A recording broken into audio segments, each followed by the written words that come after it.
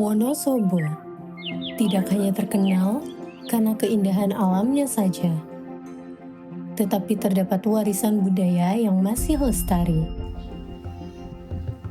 Di dalamnya, tinggal sebuah kelompok masyarakat yang sering menyebut diri mereka dengan penghayat kepercayaan.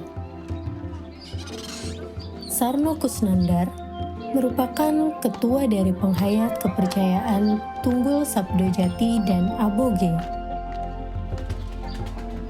Penghayat kepercayaan adalah seseorang yang menghayati kepercayaannya terhadap Tuhan Yang Maha Esa.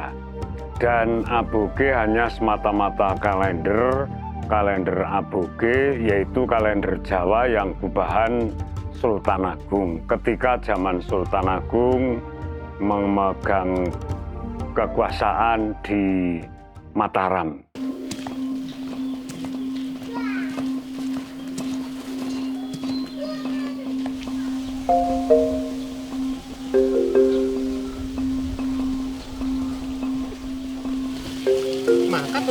Mangkat.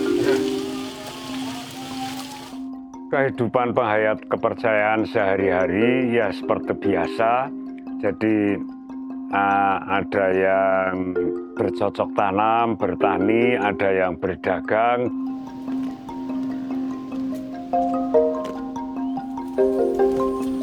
Woi, wis we. Ini Pak. Yes, ngono. Dalam hubungan manusia dengan Tuhan, penghayat kepercayaan mengutamakan yang pertama, menembah kepada Tuhan dan berdoa memohon kepada Tuhan. Adapun dengan manusia dan alam, kita sebagai penghayat kepercayaan selalu mempunyai rasa cinta kasih terhadap sesama ciptaan Tuhan, baik itu manusia, baik itu hewan, dan lain sebagainya yang berada di muka bumi ini.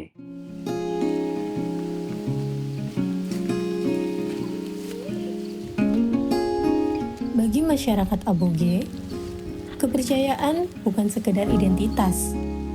Ia hadir dalam cara mereka memahami kehidupan, menghormati alam, serta menjaga hubungan dengan sesama manusia.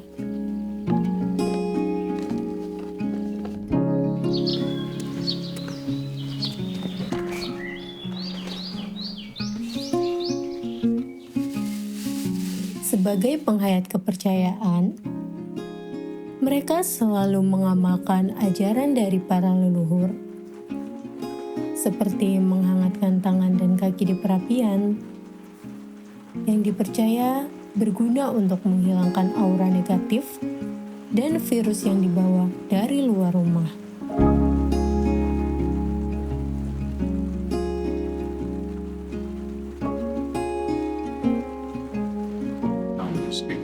Sayang banget. Acul, tarik, tempani pitik, nanti omso. Terus sana, sahabat. Ini udah saya tenang. Allahu Akbar, Allahu Akbar. Bagi agama mayoritas, kumandang azan menjadi penanda untuk melakukan ibadah. Begitu juga dengan penghayat kepercayaan yang akan bersiap untuk melaksanakan menembah. Sebuah tradisi yang diwariskan oleh para leluhur dan menjadi bagian dari kehidupan para penghayat kepercayaan, mencerminkan bagaimana para penghayat kepercayaan menjaga hubungan antara manusia dengan Tuhan yang sering mereka sebut Manunggaling Gusti.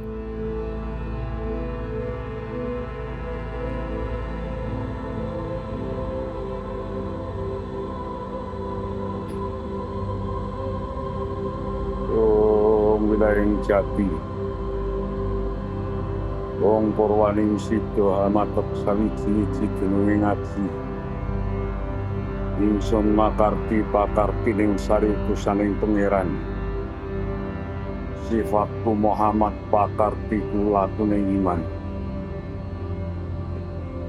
Om wilayang jati. Gusti salira kawula sakujur. Rahayu indriyana rahayu salira sakujur langgeng urip tentrem ayem ing samudra samubarang. Om wilayang jati. Wisnu putih mutlak jati jojo putih waringkit boyo.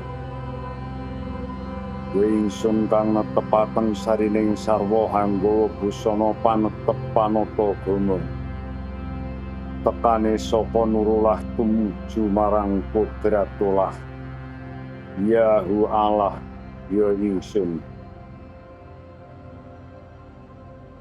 Sembahyang pada penghayat kepercayaan itu ada sembahyang wajib dan ada sembahyang yang bukan wajib.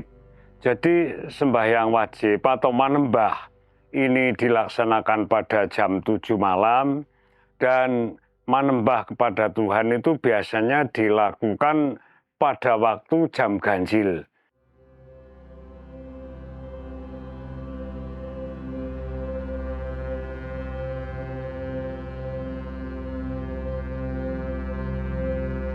Gerakan manembah ini sebelumnya tangan ini diletakkan di bawah dengan membaca mantra agar untuk menyatukan cipta rasa dan karsa, dan kita mengatur napas dan dinaikkan ke dada. Dinaikkan ke dada, naik di sini berhenti di hidung lalu ke atas. Ini berlaku 3 kali. Nah ini menurut ajaran orang tua yang orang tua itu sudah mengenyam ajaran Ronggo Warsito. Ketika tangan di bawah ini mengakui adanya Baitul Muqaddas. Nah Baitul Muqaddas lah pas di dada seperti ini diletakkan di pada ulu hati, ini terletak di Baitul Muharram. Nah nanti naik ke atas ini kita meletakkan pikiran pada Baitul Makmur.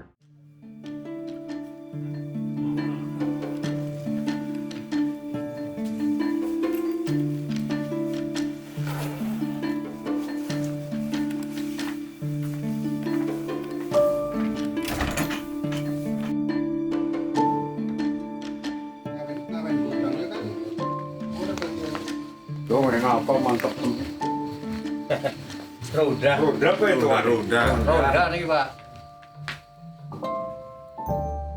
Namun, saat ini para penghayat kepercayaan mengalami penurunan jumlah pengikut, terutama pada generasi muda yang sudah mulai meninggalkan penghayat kepercayaan. Anak muda zaman sekarang itu sudah jarang yang ikut penghayat. Penyebabnya mungkin dikarenakan malu untuk mengakui penghayat dan tidak dikenalkan oleh orang tuanya.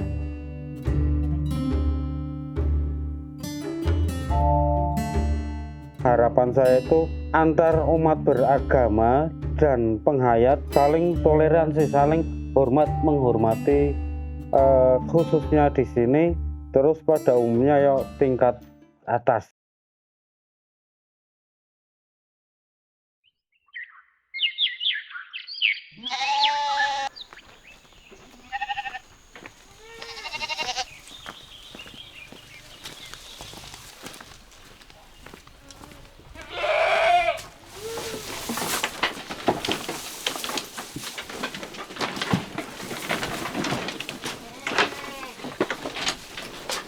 Pak, di tenggo tamu kan kondurin.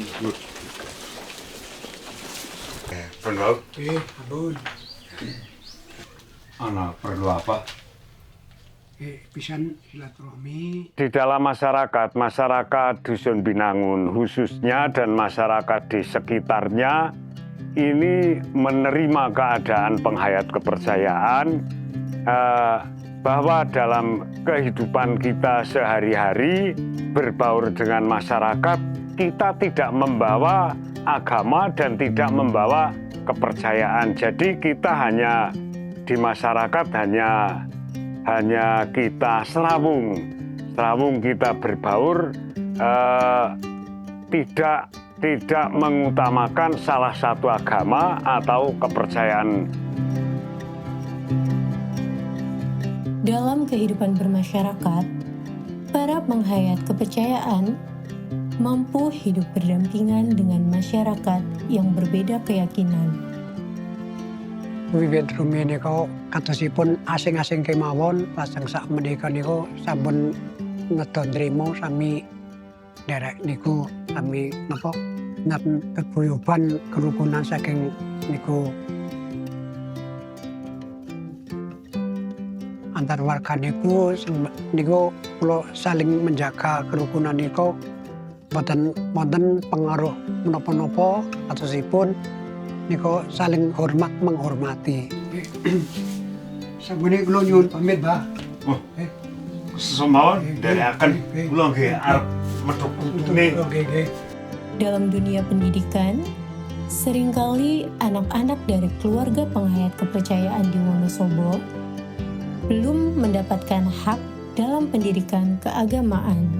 Anak-anak di sekolah karena di Wonosobo ini belum ada ajaran kepercayaan. Kalau di daerah-daerah lain itu sudah banyak, di sekolah-sekolah itu sudah ada guru kepercayaan, sudah ada penyuluh kepercayaan, sehingga anak dari orang-orang kepercayaan itu mengikuti ajaran kepercayaan. Tapi karena di Wonosobo ini belum ada pendidikan, belum ada guru kepercayaan, belum ada pendidikan kepercayaan, sehingga anak-anak dari orang-orang kepercayaan mengikuti ajaran agama yang ada di sekolah itu.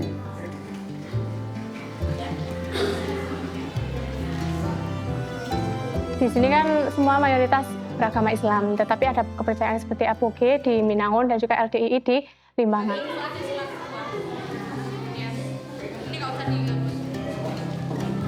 Harapan saya sendiri dan sekolah itu tetap bersatu, kita bersama-sama untuk meningkatkan spiritual kita, baik itu apapun kepercayaan anak-anak didik itu tetap sama di mata kita. Penghayat kepercayaan itu sudah diakui pemerintah secara resmi.